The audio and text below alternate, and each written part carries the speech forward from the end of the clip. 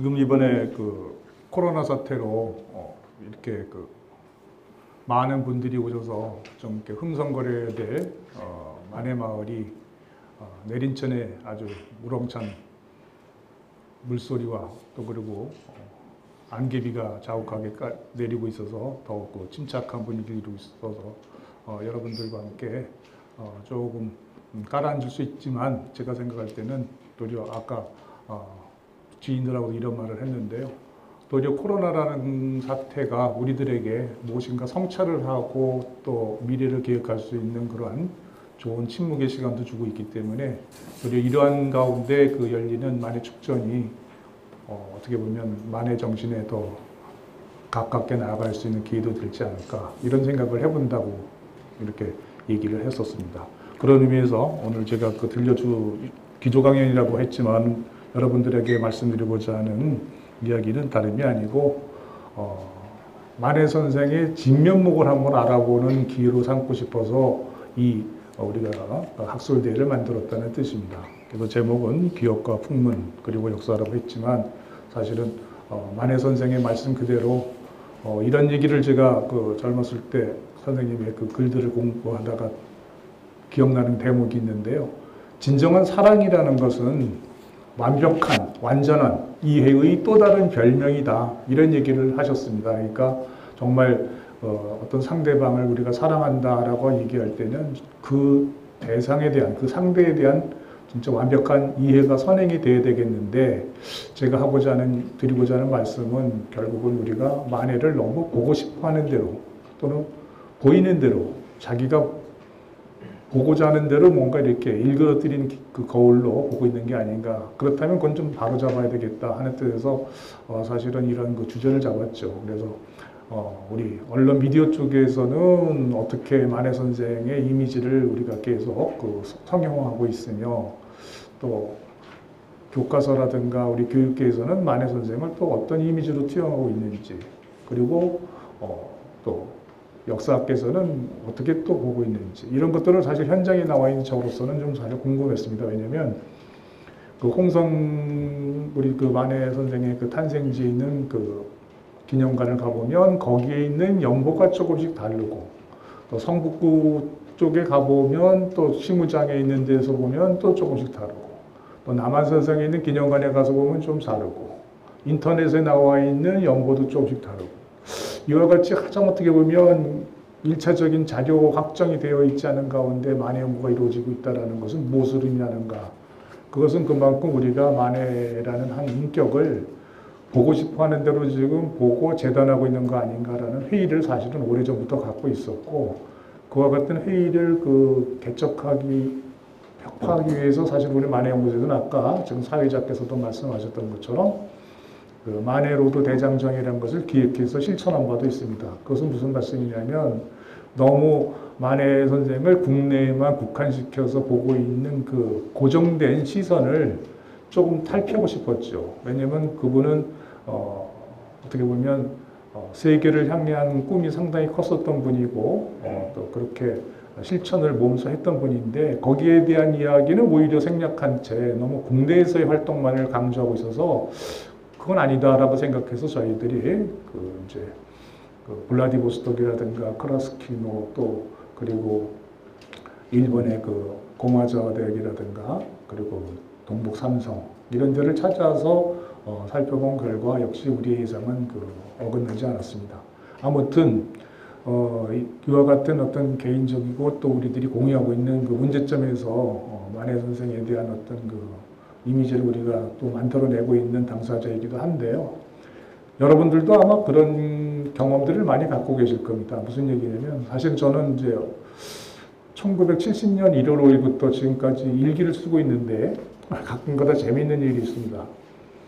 우리 딸이 이제 회사를 다녀와서 아빠 다녀왔습니다 하고 인사를 할 때 보면은 항상 제가 뭐를 쓰고 있는데 물론 공부를 할 때도 있지만 가끔가다 보면 일기를 쓰고 있는 거야. 제 자신이. 그러면 우리 딸이 아빠는 도대체 무슨 할 얘기가 많아서 또 일기를 쓰고 있나 하는 표정이에요.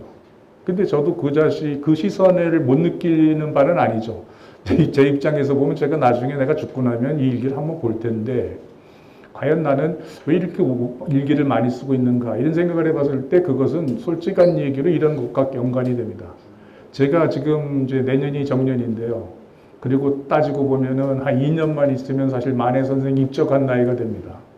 그런데 제가 지금 우리나라 나이로 65세, 만으로 64세인데 한 64세까지 살아오는 동안에 나 자신에 대해서 정말 정직하게 썼는가 라고 반성을 해볼 때 그렇지 못했다고 생각했던 것이 최근 한 3, 4년 전부터거든요.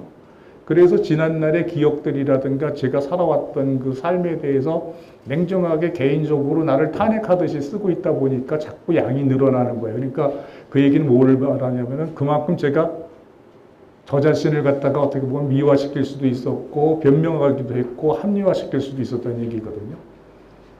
그래서 이게 어떤 때는 좀 미안하기도 합니다. 사실은 거기 불편한 진실도 있고.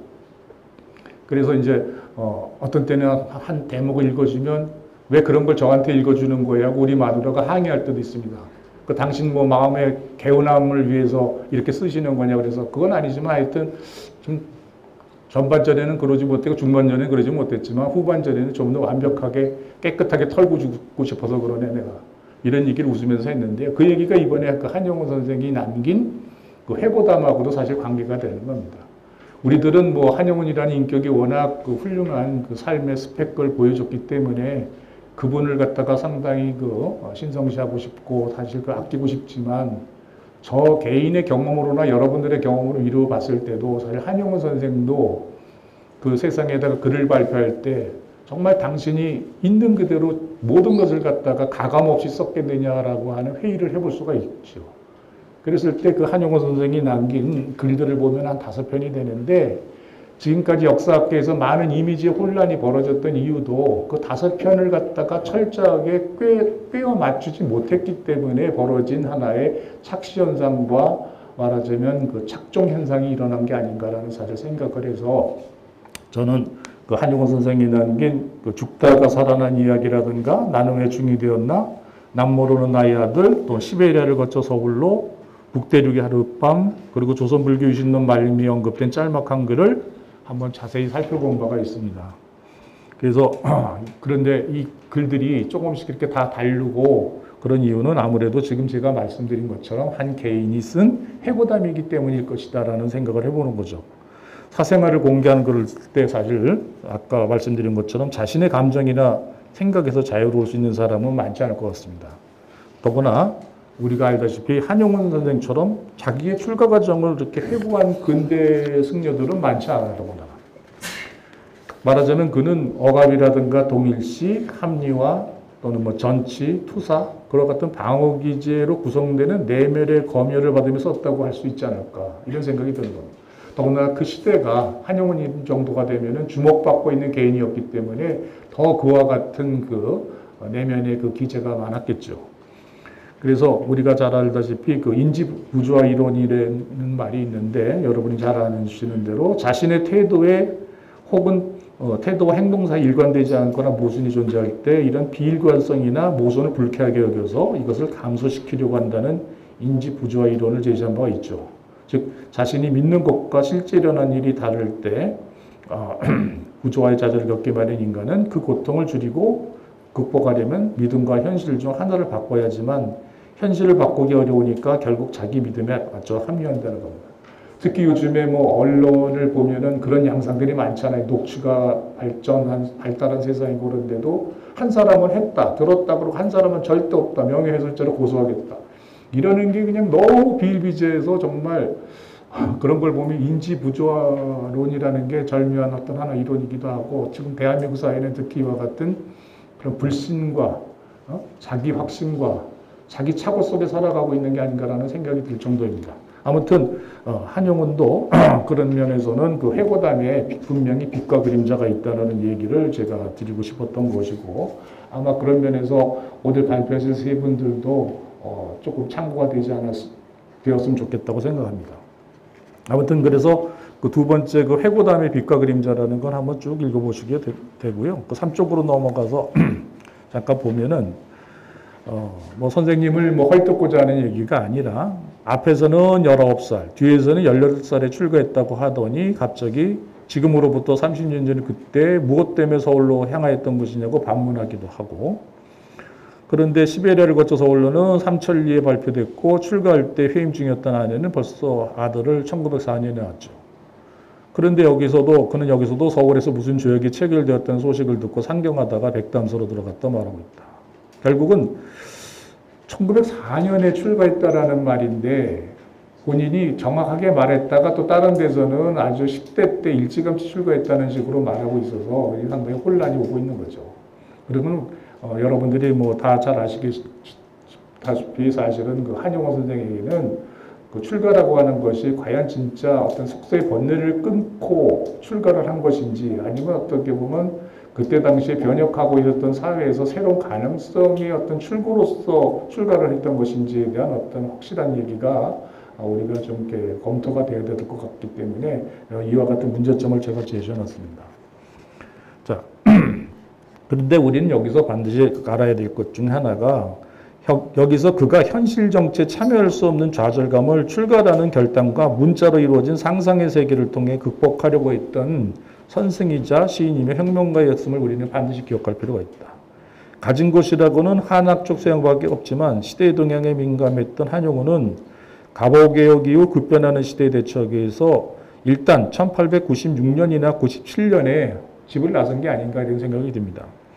그러다가 갑오개혁을 계기로 근대교육의 시급함을 인식했던 그 정부는 1895년 1월 7일 소학교와 사범학교를 설립하면서 양반과 상민의 구분 없이 인재를 양성하겠다는 뜻을 밝혔고 2월에는 고종이 교육 입국 조서를 발표한 바 있죠.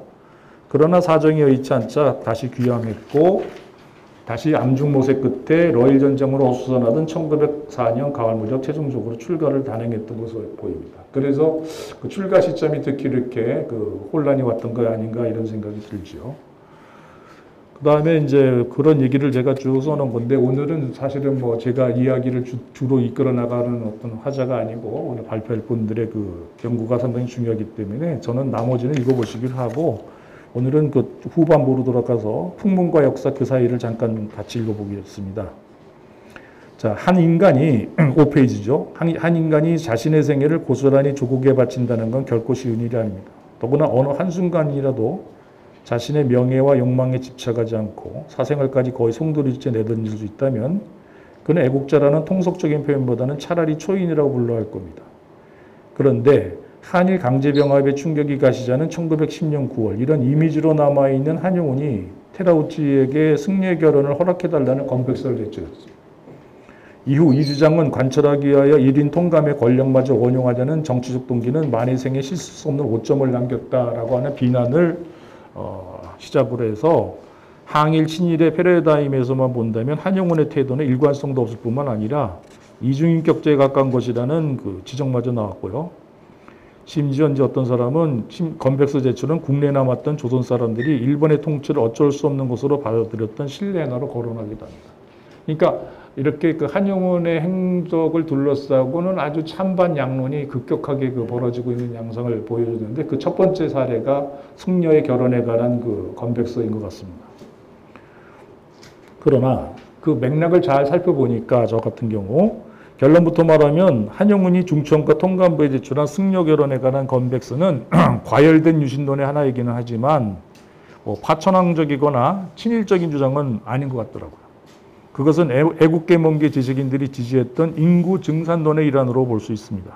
실제로 신채호는 중에게 한 가지 좋은 소문이라는 그 글을 통해서 사설인데 대한매일신보의 사설이 1910년 4월 19일자 한용운의 주장을 지지했고 또 그때 나온 그 관보 소식지에 따르면은 대한제국의 내부령으로 반포한다. 중의 혼인을 라고 하는 기사가 1910년 5월 7일에 나오기도 했습니다. 그런 걸 보면 이거는 한용운 개인의 주장임을 넘어 그때 당시에 1470만 정도밖에 안 됐던 대한제국 사람들로서는 상당히 긴급한 하나의 일종의 그 여론이었다고 생각이 듭니다. 그때 일본은 거의 5천만에 가까웠고요.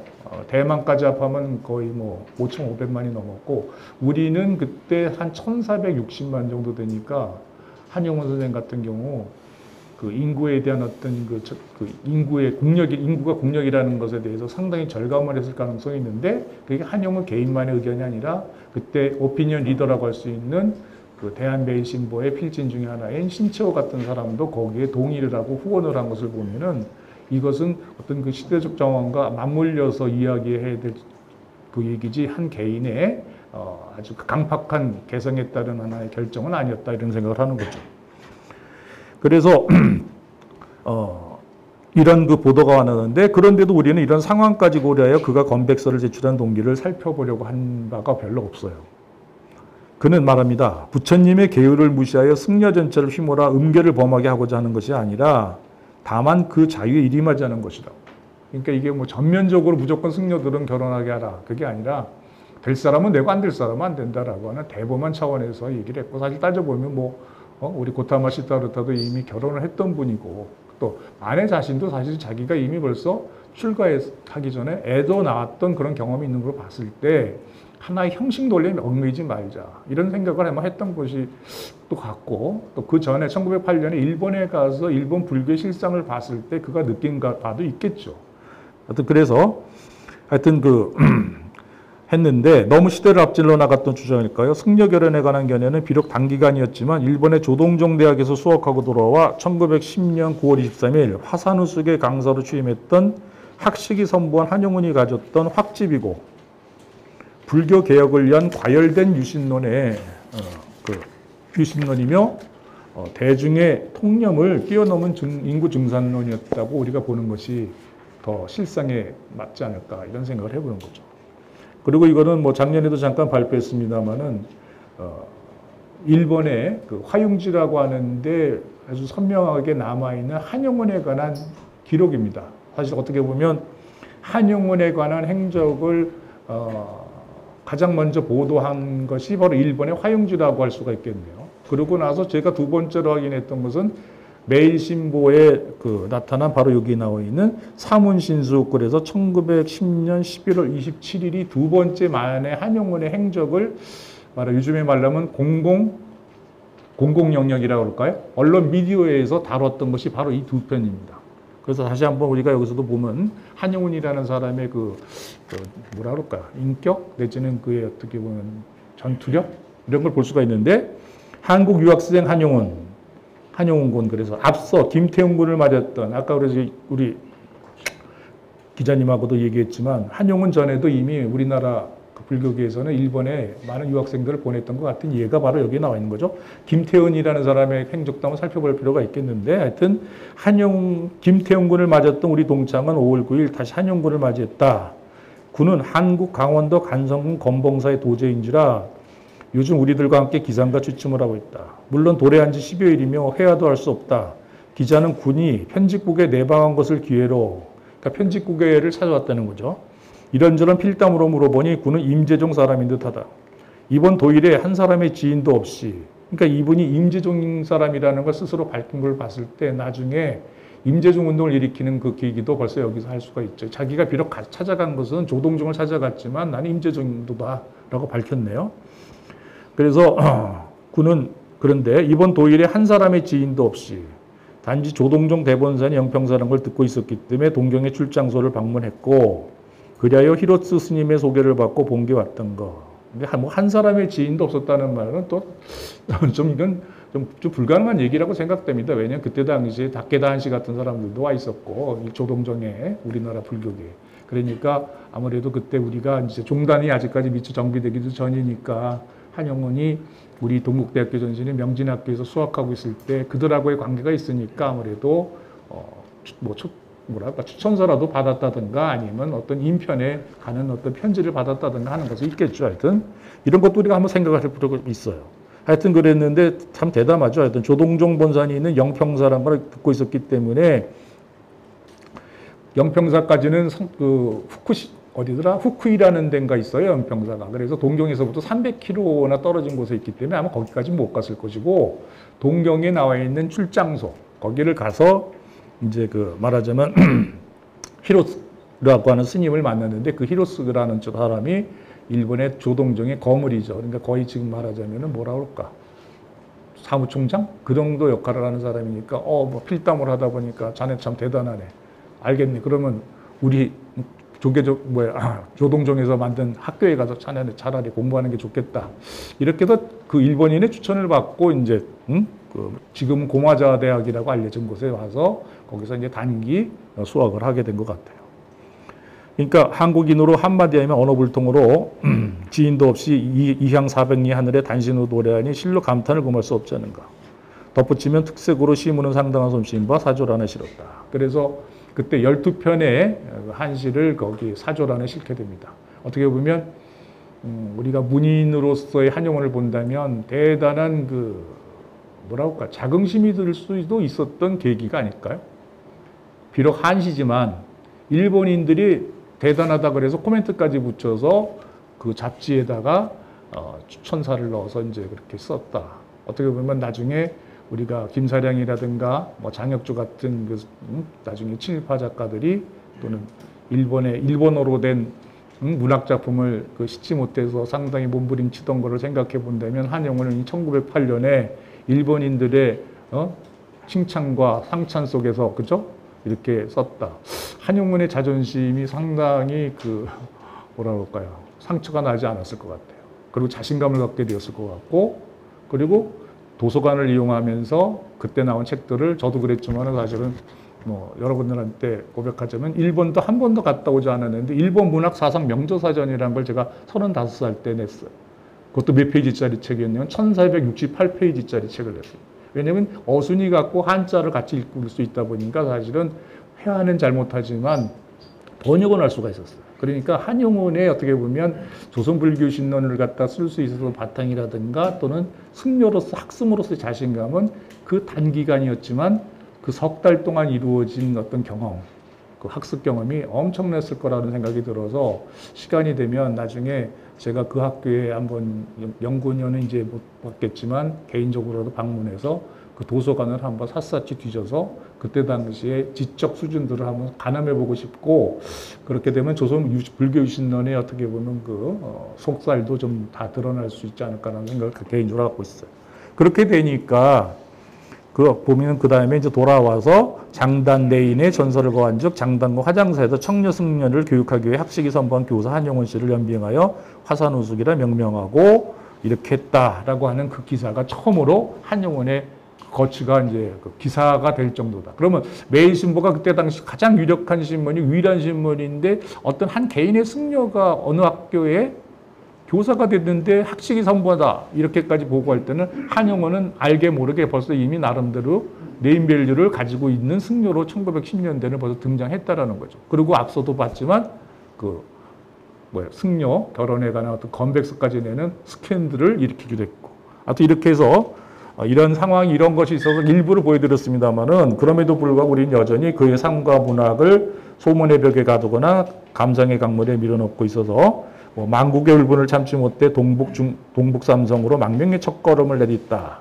그래서 한용운 같은 이런 애국자가 어떻게 1910년에 나라의 멸망을 보고만 있었겠느냐, 망명 갔을 것이다 라고 하는 심정적인 추측으로 이와 같은 것들이 책에 나오고 또 이제 연구 보고서로 나오고 그러다 보니까 그때부터 한용운 선생은 자기 자신의 의지와 상관없이 하나의 고정된 이미지로 굳혀지기 가능성이 컸고, 또 우리들은 그걸 당연히 여겨서 재생산을 하게 되고, 그래서 오늘의 이 학술의 이 취지 자체가 선이든 악이든 그런 걸 떠나서 진짜 뒷면목을 한번 보려면 한용운 선생의 이미지를 우리가 한번 잘 살펴보고 그걸 갖다 우리가 걷어낼 건 걷어내고 바로 또 미쳐보지 못했던 거는 또 미쳐보지 못했던 걸 또 발굴해내는 그런 계기를 한번 삼아야 되겠다 해서 발표자들 분들께 요즘에 코로나로 상당히 집에서 치과하느라고 우울하기도 하고 힘들기도 할 텐데 좋은 논문을 써달라고 독려하고 독촉했던 것 같습니다. 죄송합니다. 아무튼 오늘 이렇게 오다 보니까 우리도 이렇게 내린천의 물소리가 아주 유별나게 맑고 시원하네요. 그죠?